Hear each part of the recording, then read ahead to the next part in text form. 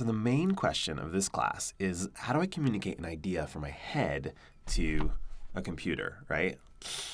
So I have this idea of something I want to build. I want to build an app. I want to build a website, right? How do I communicate that to get it coded, right? Do I just jump in and start coding it? What if I can't code myself? Do I hire people? Well, how do I communicate to find the developer who's going to do that? Or maybe I have developers, but I don't know how to communicate what I see in my head to what they see, which is probably some code, which I can't communicate. We don't have a common language, right? These are communication problems, and that's what we're going to work on. Through the examples I just gave you, you can see that there's a few different problems in there, right? It's not only a coding problem. If it was that, I'd say, hey, let's just start coding right now. And you know what? Maybe that is one solution to the problem. But maybe the tool that you need to solve your problem actually isn't code, and we're going to talk about that as well. There's great ways to solve problems, and there's some apps out there, and there's some methods out there where you don't even need to code. So that's going to be really cool, especially for a non-programmer. In addition, there's some people out there who can help you, right? You just have to know where to look for them and who to hire or to talk to about your idea. We're going to go through that as well. I'm going to get you versed in all the different possible people you could hire, and then we're going to focus on 4 that I think are going to be the ones you're going to want to look for.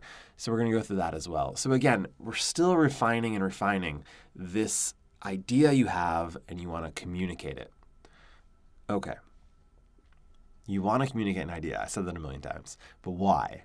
Right? There's always an underlying personal risk or goal or desire, right, for making this thing. And that brings us to the problem. Every great idea has a problem. There's some problem that you ran up against, and you thought, hey, if I could just make an app, right, to solve that problem, I could make a lot of money. Man, if I could just make a website to organize my mom's, documents at her company, I could help her business flourish, right? I could, make the thing of my dreams in my head, right? I could save lives by helping donations come in. Whatever idea it is, right, that you want to communicate, let's start being more honest about what is the underlying motivation for it. Think about that. Maybe even pause and take a second to just jot down, the 5 whys. Why am I doing this? Why? Look up the 5 whys if you don't know it. So that's where we want to be. We want to get to that core problem, because coding, as you're going to see, is all about problem solving.